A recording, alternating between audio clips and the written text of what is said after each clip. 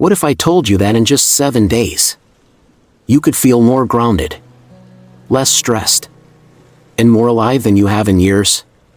Not through drastic changes or expensive programs, but by adopting 5 simple habits, practices that have been around for centuries and are rooted in the wisdom of Buddhist philosophy. Intrigued? Let me tell you my story. I wasn't looking for a miracle. I was just tired. Tired of feeling like my days were slipping away in a blur of tasks, distractions, and noise. I wanted something real. Something that could reconnect me with a sense of purpose and peace. What I found wasn't in a self-help book or a motivational seminar, it was in the timeless teachings of mindfulness, balance, and intentional living. Here's the thing, life isn't about making massive leaps every day. It's about small, intentional steps that build momentum over time. When I stumbled upon these habits, I didn't expect much. But as I integrated them into my daily routine, something shifted. I started waking up with clarity, moving through my day with energy, and falling asleep with a deep sense of gratitude. Let me ask you something. How often do you wake up and feel truly present? How often do you go through your day without rushing, worrying, or reacting to every notification on your phone? If you're like most of us, the answer is rarely. But what if I told you that you can change that, starting today? These 5 habits: waking up early, daily exercise, journaling, mindful eating, and limiting screen time, might sound familiar. But here's what makes them different. They're not just about improving productivity or checking boxes. They're about cultivating a deeper connection with yourself and the world around you. Through these habits, I learned to slow down and notice the little things, the quiet beauty of a sunrise, the way my breath feels during a morning stretch, the gratitude in a simple meal. And what's more, these habits aren't just for me, they're for anyone willing to take small, intentional steps toward a more mindful life. Buddhist philosophy teaches us that change doesn't happen overnight, but through consistent practice and awareness. And that's exactly what these habits are about. They're not quick fixes or shortcuts, they're tools to help you create a life that feels authentic, balanced, and fulfilling. So, here's my promise. I'm not here to preach or give you generic advice. I'm here to share what worked for me, the challenges I faced, and the surprising transformations I experienced along the way. And as we dive into each habit, I'll show you how you can adapt them to your own life, starting with wherever you are right now. You don't have to believe me just yet. All I ask is that you stay with me and keep an open mind. Because if you've ever felt like there's more to life than the hustle and the noise, these habits might just be the shift you've been searching for. Grab a warm drink, take a deep breath, and let's begin this journey together. Trust me, you'll be glad you did. Habit 1: waking up early, embracing the dawn of awareness. I wasn't always a morning person. My mornings used to feel like an endless race against the clock, hitting snooze one too many times, scrambling to get dressed, skipping breakfast, and dashing out the door with barely a moment to catch my breath. Each day began with chaos, leaving me frazzled and ungrounded before it had even truly started. But then, I encountered something that turned my perception of mornings upside down: the practice of waking early. A discipline deeply rooted in Buddhist teachings. In Buddhist monasteries, mornings are not just another part of the day, they are sacred. Monks rise before dawn, not because they are forced to, but because they choose to.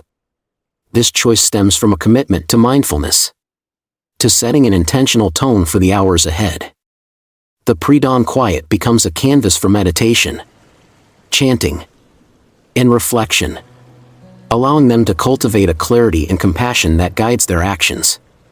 Intrigued and inspired, I decided to step into this ancient practice, setting my alarm for 5 a.m. every day for a week. The first morning was nothing short of a struggle. My body resisted, My mind begged for more sleep, and the warmth of my bed felt like an unbreakable chain. Still, I pushed through. The second day wasn't much easier. But by the third morning, something incredible began to happen. As I stepped outside to breathe in the crisp, early air, the world around me felt different. It was as though everything had slowed down, gifting me a moment to truly see, feel, and appreciate. The first light of dawn stretched across the horizon, painting the sky in hues of gold and pink. I stood there, mesmerized, and for the first time in a long while, I felt at peace. That moment was more than beautiful, it was transformative. It reminded me of the Buddhist concept of impermanence. The idea that each day, each sunrise, offers a chance to begin anew. It was a profound realization. The night's darkness had ended, and with it, the worries of yesterday. The dawn symbolized possibility, a clean slate to align my actions with my values. I felt gratitude swell within me, not just for the serene beauty of the morning, but for the opportunity to step into the day with intention. What started as a challenge quickly became a cherished ritual. Those early hours turned into a sanctuary, a time when the world's noise had not yet awoken. I used this quiet space to nurture both my body and mind. I began each morning with gentle stretches, feeling the stiffness of sleep give way to movement. Then came meditation, nothing complicated. Just me, my breath, and the stillness of the moment. Inspired by the Satipatthana Sutta for foundations of mindfulness, I focused on letting go of residual stress and grounding myself in the present.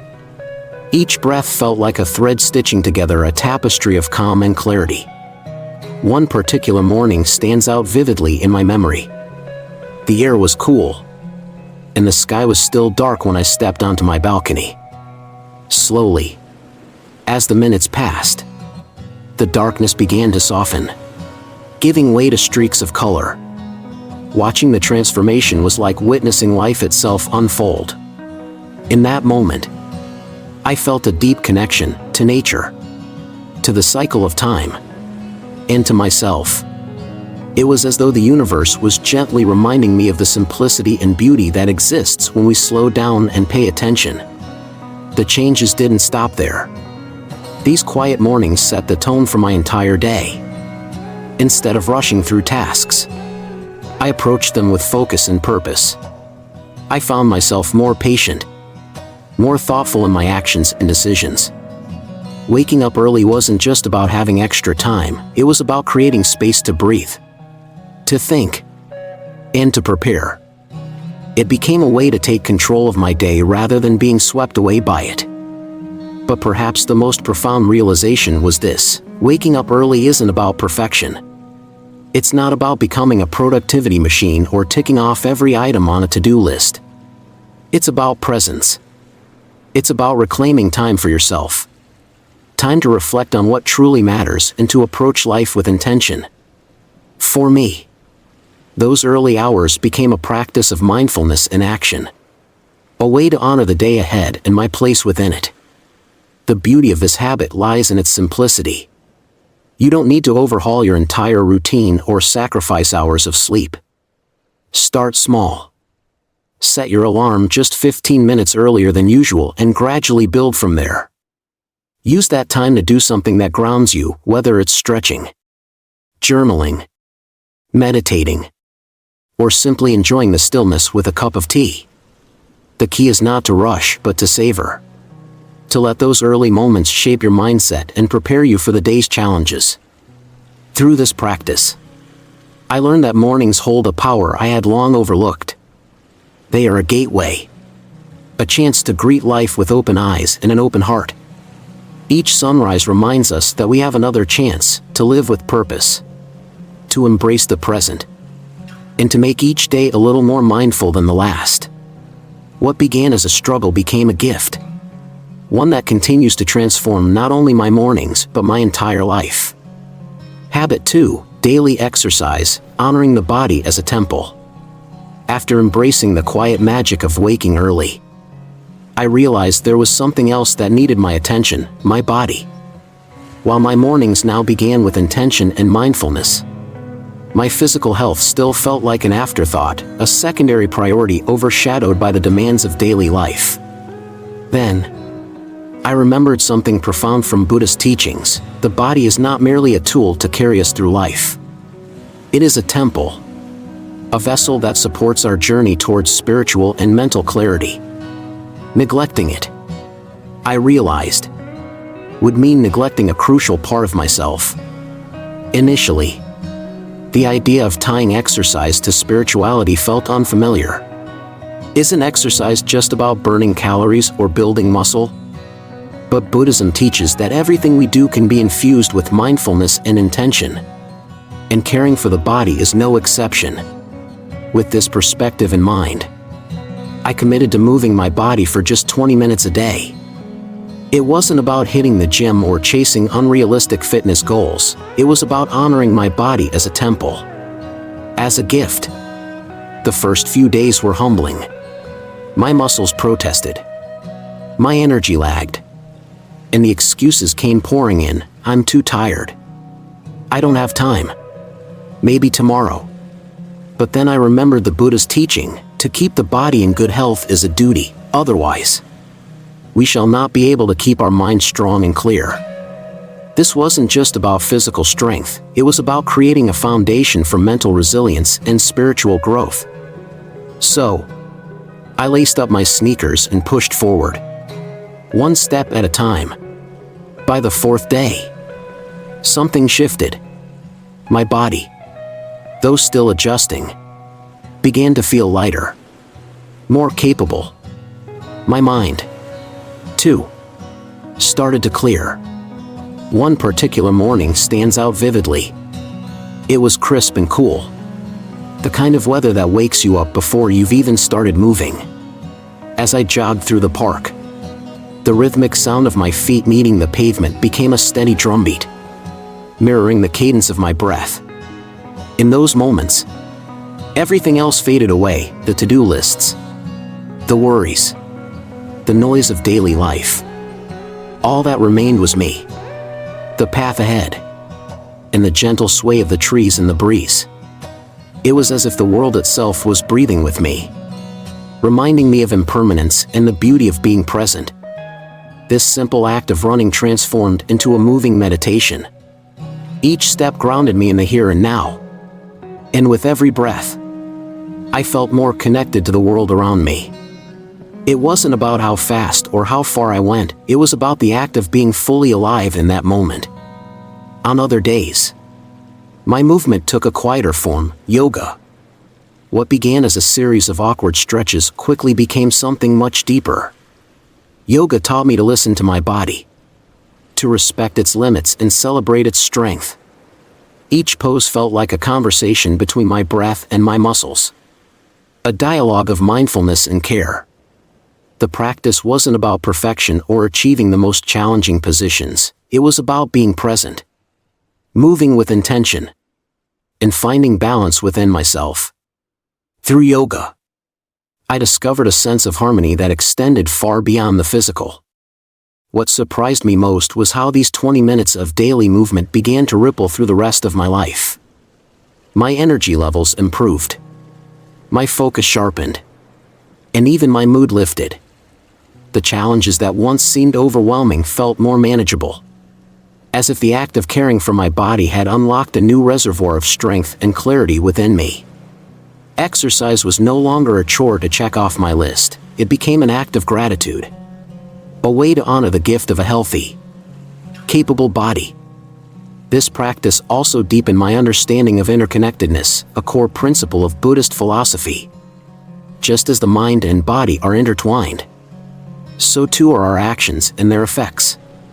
By treating my body with care and respect, I found it easier to extend that same compassion to others. It was a reminder that true mindfulness isn't confined to meditation cushions or quiet moments. It flows through every aspect of our lives, including how we move and care for ourselves. The most profound lesson I learned, however, was this: taking care of your body is not separate from caring for your mind or spirit. It is all part of the same intricate, beautiful web of being. When we treat our bodies as temples, we create harmony within, a foundation that supports not only our physical health but also our mental clarity and spiritual peace.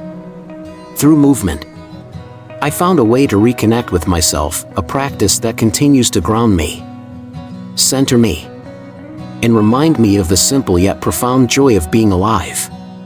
Habit 3. Journaling, a conversation with the self. After nurturing my mornings with mindfulness and honoring my body through movement, I realized there was still an important aspect of myself I was neglecting: my inner world. My thoughts, emotions, and experiences often felt tangled, like a ball of yarn with no beginning or end. That's when I remembered a simple yet transformative practice rooted in Buddhist teachings, Chuan Chiu, or introspection. This practice is an invitation to turn inward, to observe our minds with curiosity and compassion, and to gain clarity through self-reflection. At first, the idea of journaling felt foreign, even unnecessary.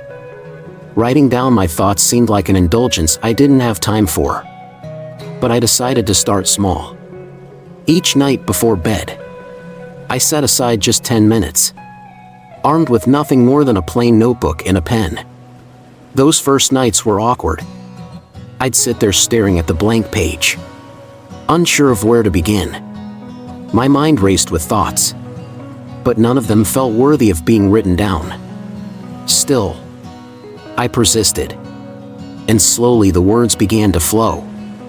I started simply, recounting the events of my day, the highs, the lows, and everything in between. As I wrote, something unexpected happened. I began to notice patterns in my thoughts, recurring worries, and unspoken fears. What once felt overwhelming in my mind became clearer when laid out on the page. Writing became a form of release, a way to untangle the knots of stress and confusion that had built up throughout the day. One evening, after a particularly difficult day at work, I found myself pouring my frustration onto the page. I wrote about the specific moment that triggered my irritation, how I reacted, and how it made me feel. Seeing my thoughts written down brought a surprising sense of relief. It was as if I had taken those emotions out of my mind and placed them somewhere I could examine them more objectively. In that moment, I was reminded of the Buddha's teaching, as a solid rock is not shaken by the wind, so the wise are not moved by praise or blame.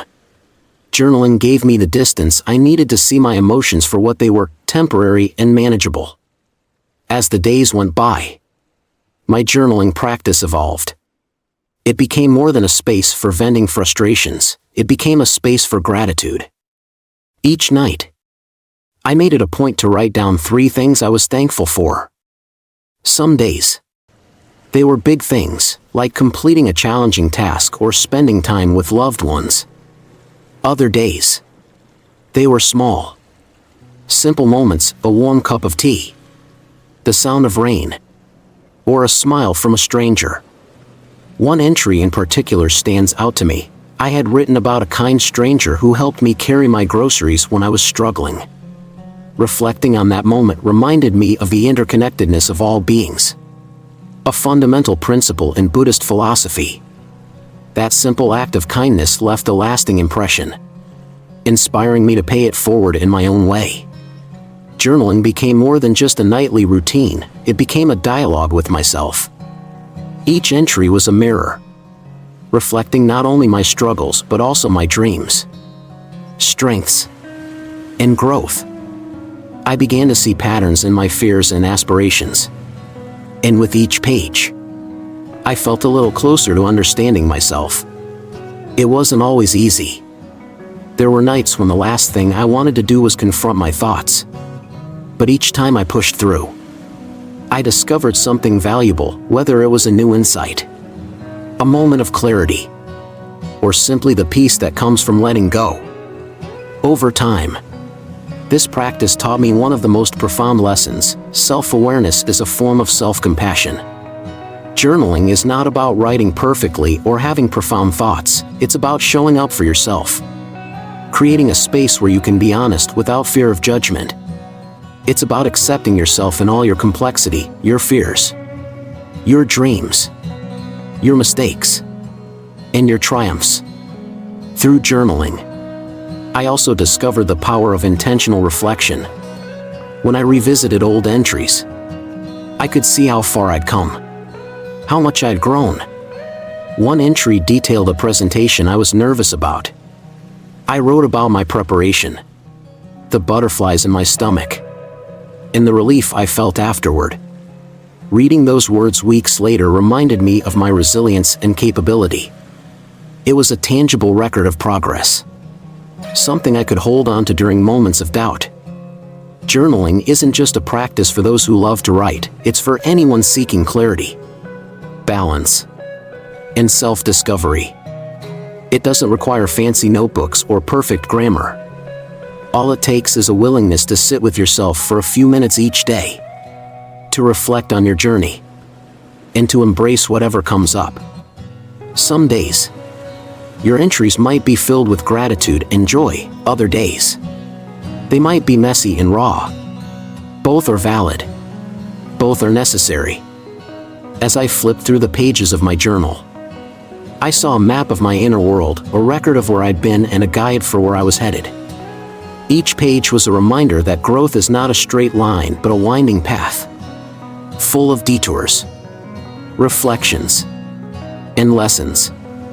Through this simple act of writing, I found a way to connect with myself on a deeper level, a practice that continues to nurture my mind and spirit every day. Habit 4: Mindful eating, savoring each bite with gratitude.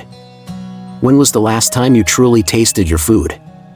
Not just eating out of necessity or habit, but experiencing each bite with complete awareness and gratitude? For me, it had been far too long. Meals had become a background activity, something I did while scrolling through my phone or rushing to the next task.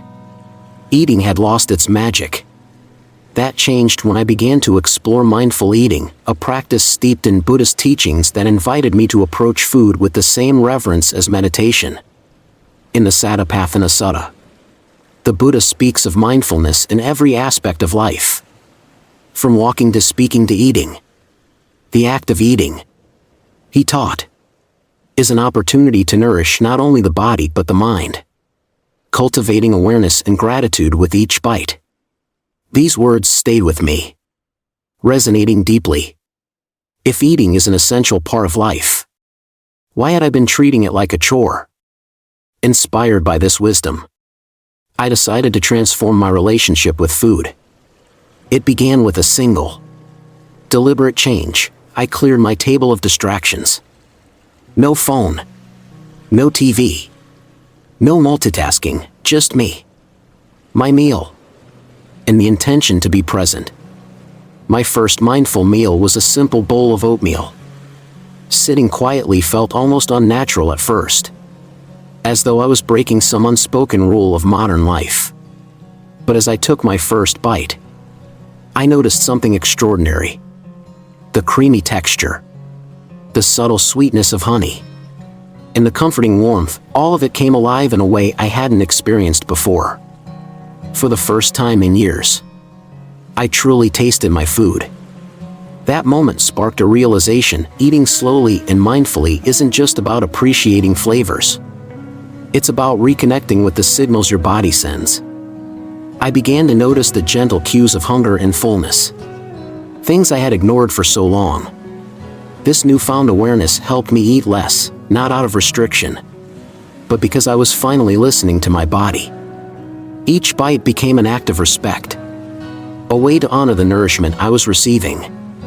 One evening, I craved something sweet after dinner. My instinct was to grab a dessert, as I often did. But this time, I paused and asked myself a simple question: am I truly hungry? Or am I seeking comfort? That moment of reflection was powerful. I realized I wasn't physically hungry. I was seeking a sense of reward after a long day. Instead of dessert, I made myself a warm cup of herbal tea, savoring its soothing aroma and warmth. That small decision reinforced the Buddhist principle of Phu Duk Tri Tuc, contentment with simplicity. It reminded me that fulfillment often comes from within, not from indulgence. Over time, mindful eating transformed the way I viewed food itself. I started to see it as more than just sustenance, it was a connection to the world around me. I began to appreciate the journey each ingredient took to reach my plate. I thought about the farmers who grew the grains, the sun and rain that nurtured the crops, and the hands that prepared the meal. Each bite became a celebration of this interconnectedness, a reflection of the Buddhist concept of dependent origination, where everything is intricately linked. This sense of connection deepened my gratitude. A simple salad wasn't just a mix of vegetables, it was a reminder of nature's abundance. A warm loaf of bread symbolized the collective effort of countless individuals. These realizations didn't just enhance the flavor of my meals, they enriched my spirit. Eating mindfully turned every meal into a meditation, a practice of gratitude, and an opportunity to slow down in a fast-paced world. Mindful eating also became a gateway to understanding my emotions. I started noticing patterns, times when I turned to food out of stress, boredom, or loneliness. Instead of judging myself, I leaned into curiosity. What was I truly seeking? Often, the answer wasn't food but rest, connection, or self-compassion. This awareness helped me make choices that nourished my mind and soul as well as my body. The effects rippled into other areas of my life. By slowing down and paying attention during meals, I found it easier to carry that mindfulness into other activities. Conversations became more meaningful. Work felt less rushed. And even mundane tasks took on a sense of purpose. It was as if the simple act of eating had taught me how to live more intentionally. Mindful eating isn't about perfection, it's about presence. It's not about counting calories or restricting yourself, but about being fully engaged with the experience of eating. Each meal becomes an opportunity to pause, reflect, and reconnect with yourself and the world. And in this practice, I discovered something unexpected: peace. Peace in the simplicity of a well-prepared meal. Peace in the gratitude for those who made it possible. And peace in knowing that something as ordinary as eating could hold extraordinary meaning. Habit 5. Limiting screen time, practicing digital minimalism. Screens dominate so much of our daily lives that they've become almost invisible, constant companions from the moment we wake up to the moment we fall asleep. For years, I didn't think twice about it. My phone was the first thing I reached for in the morning and the last thing I looked at before bed. Notifications, endless scrolling, and streaming marathons filled every spare moment, leaving me feeling perpetually drained yet oddly addicted. It wasn't until I began to reflect on how these habits affected my sense of presence that I realized something had to change. Inspired by the Buddhist principle of Buang Bo, or letting go, I decided to reclaim my time and attention. At first, the idea of limiting my screen time to just 1 hour of non-essential use each day felt almost laughable. Reaching for my phone had become an unconscious reflex. Waiting in line? Scroll. Feeling bored? Scroll. Avoiding something uncomfortable? Scroll.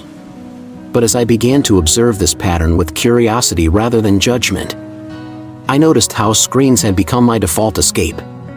They weren't just taking up time, they were taking me away from the present moment.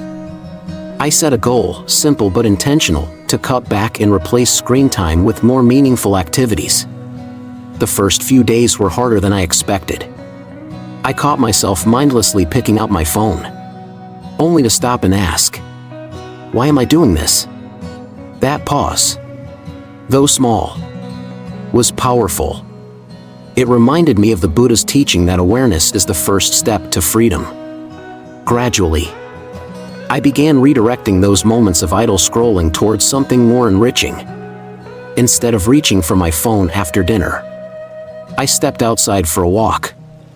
The fresh air, the soft rustle of leaves, and the rhythm of my footsteps grounded me in the present.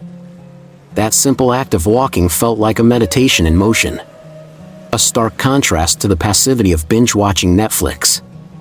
As the days went on, I started noticing other subtle but profound changes. My evenings, once dominated by screen glow, became calmer and more intentional. I created a bedtime routine that didn't involve technology, reading a book, journaling, or simply sitting quietly to reflect on my day. Without the overstimulation of endless content, I found it easier to fall asleep. My rest felt deeper, and I began waking up refreshed and ready to engage with the day ahead. This simple shift brought me back to a natural rhythm, one that felt aligned with my body and mind. Perhaps the most surprising transformation was the clarity I experienced. Without the constant flood of notifications and comparisons, my mind felt lighter. I became more present in conversations, truly listening instead of half paying attention while my phone sat within arm's reach. Tasks that once seemed tedious took on a new sense of focus, and I found joy in their completion. The absence of screens gave me space, not just physical space, but mental and emotional space to connect with myself and those around me. One afternoon stands out vividly. I decided to spend a few hours at a cafe with nothing but a notebook and pen. No phone, no laptop, just me, my thoughts, and the quiet hum of life around me. I wrote freely, sketched without purpose, and let my mind wander. It felt oddly liberating, as though I'd rediscovered a part of myself I didn't even know I'd lost.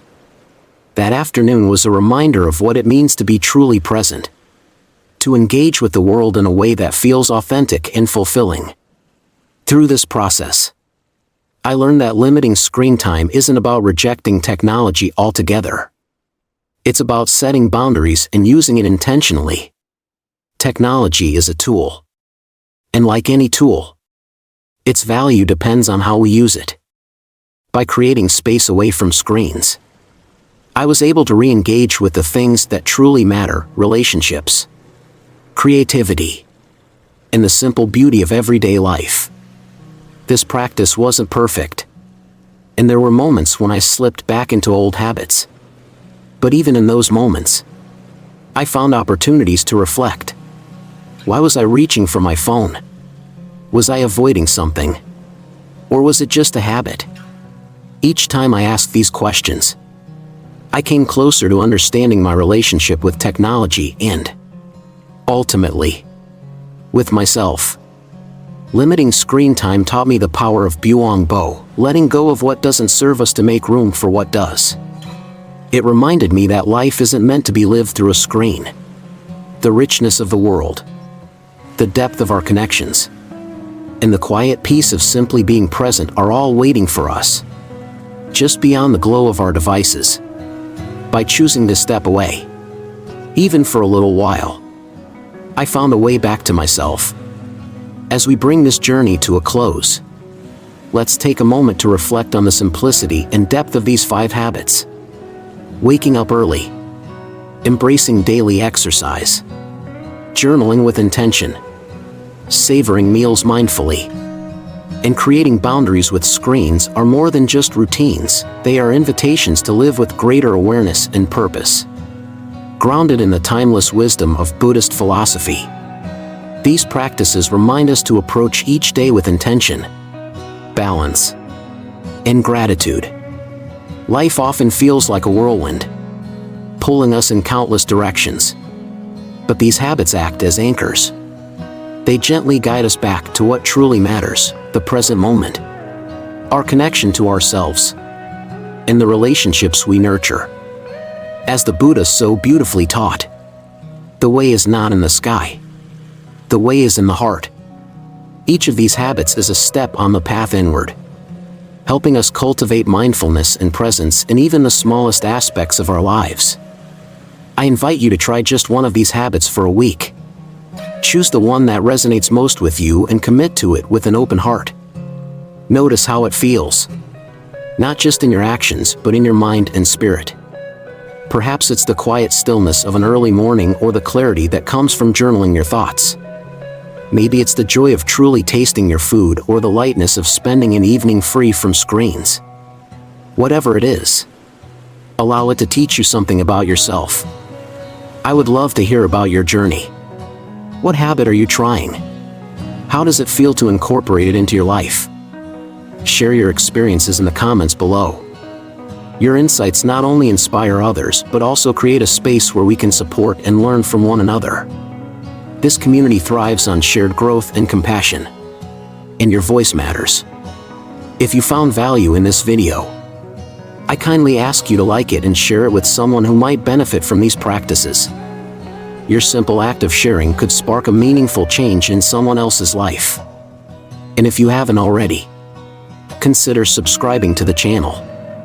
By doing so, you'll join a community of like-minded individuals committed to mindful living and personal growth. Thank you for spending your time with me today. Your presence here is deeply appreciated. And I hope these ideas bring as much peace and clarity to your life as they have to mine. Let's continue this journey together, growing, learning, and supporting one another as we strive to live more intentionally. Until next time, take care of yourself, stay present, and remember, every small step you take toward mindfulness is a step toward a richer, more fulfilling life.